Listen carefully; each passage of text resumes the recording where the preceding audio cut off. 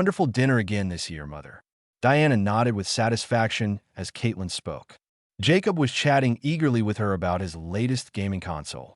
Beside them, Sophie ate her supper quietly, expecting the gift exchange. After supper, it was time to exchange presents. The entire family gathered around the fireplace. Under the tree, a mountain of colorfully wrapped presents had accumulated. Let's start with Jacob. At Robert's signal, the present exchange began. Jacob's presents were revealed one by one.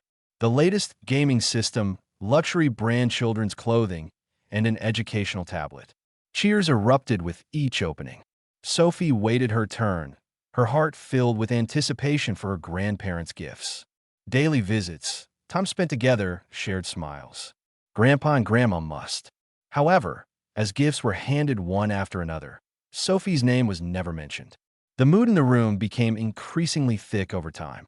Emma's visage stiffened and Michael detected an uneasy atmosphere. Grandma.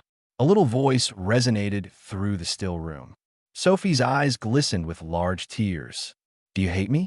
The shaky voice froze the room's mood. Caitlin smiled meaningfully while Jacob was engaged on his new game console, uninterested. Just as Emma moved to approach her kid, Diana's harsh voice rang out. Presents are for deserving children. Diana continued, taking a sip of tea and smiling elegantly. My sister's child is a real family after all. Those words cut through the room like ice knives. Emma's face became drained of blood. Michael clenched his hand tight. Only the clock's ticking signaled the deep silence. The fireplace flames flickered, creating spooky dancing shadows on the walls. Outside the window, Christmas snow had started to fall silently. I understand, Emma said in a strangely calm voice. We'll never be involved again. Emma got up and carefully lifted the sobbing Sophie. Michael held his wife and daughter's shoulders as the three walked softly to the entrance. Emma, please wait, Robert called out. Unfortunately, it was too late. The hefty closing of the door marked the end of the night.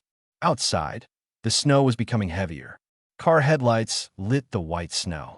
In the back seat, Sophie clutched her homemade card with shaky hands. The words, "To my beloved grandma," remained tenderly written there. Greenwich was still buzzing with Christmas festivities. Hymns streamed from St. Mary's Church, and warm light filtered through the windows of residences. However, the Bennett family's automobile was completely silent. Michael used the rearview mirror to sometimes check at his daughter in the back seat. Emma gazed forward in quiet, fiercely grasping her husband's hand. The morning of December arrived with a gloomy atmosphere hovering over the Bennett family's dining table. Emma and Michael had spent the entire night talking about how to move forward. Sophie was still sleeping upstairs. I've decided, Emma said quietly but decisively. I'm stopping all support to my parents. Michael softly grasped his wife's hand. They had been paying her parents $3,000 in monthly rent support and high medical insurance costs. The entire amount topped $50,000 per year. I agree. Your parents took this support for granted. Grace Bennett, Michael's mother, called and urged him to make this decision. As president of the St. Mary's Church Women's Association, she learned of yesterday night's events from neighbors and promptly contacted them. At dusk, the entire family started preparing Christmas supper. Though not as lavish as last year's feast, the table was decked with warm foods prepared with everyone's care.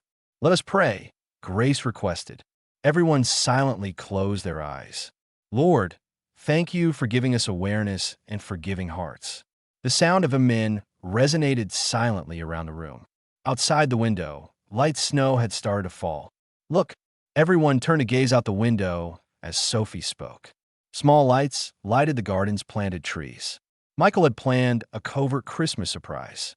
Diana said, "It's like a starry sky," as she looked at the sight. There is a heartwarming beauty there that could not be compared to the previous lavish displays. Let's create new family traditions together from now on, she remarked. Everyone nodded as she spoke. The perfume of Grace's cooked apple pie filled the air. The family's expressions around the table were tranquil and happy. Nobody could have predicted such a lovely scene a year ago. So this is what true happiness is, Robert said quietly, acknowledging Diana's whisper. Their expressions combined deep grief with a glimmer of new optimism. From this point forward, the Bradley and Bennett families were going to take a new step. It was the start of a lengthy road to mend broken hearts and rekindle genuine friendships. Sophie stood by the window watching the snowfall.